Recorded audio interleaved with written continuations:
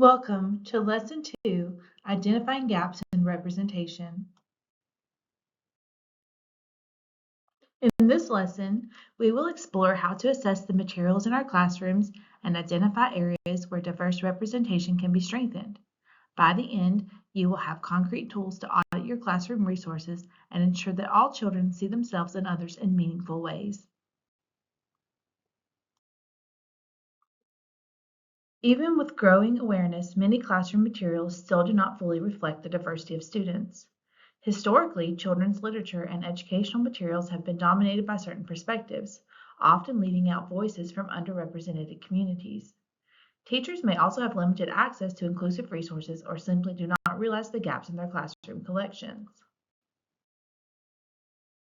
When children don't see themselves in books, toys, or classroom visuals, they may feel excluded or invisible. On the other hand, when certain groups are consistently left out, children may develop narrow views of the world and reinforce stereotypes. A well-rounded classroom collection gives all students the opportunity to connect with both their own experiences and those of others. A book audit is a great starting point for identifying representation gaps. This process involves gathering your current collection, using a structured checklist to evaluate diversity and determining what's missing. This structured approach allows teachers to make informed decisions about what books to introduce or replace. The goal of a book audit is not to just check boxes, but to deeply evaluate how materials reflect the students in your classroom and beyond. Are all children able to see themselves in positive and meaningful ways? Do the books you choose offer a balanced and authentic perspective on different identities and experiences?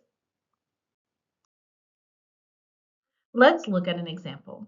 Mrs. Carter, a pre-K teacher, conducted a book audit and found that while her classroom had great books on emotions and bilingual stories, it lacked racial diversity books, books featuring different family structures, and stories about children with disabilities. Based on these findings, she created a plan to introduce new books that would better reflect the diversity of her students.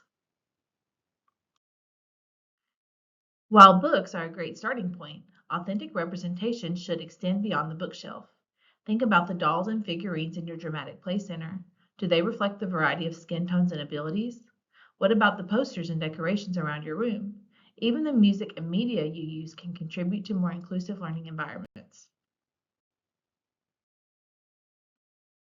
Now it's time to put your learning into action. You'll start by completing a book audit using the checklist provided. Then participate in a discussion forum by sharing one gap you identified and how you plan to address it. Submit a short reflection detailing your audit findings and your next steps. Finally, you will complete a knowledge check and move on to the next lesson.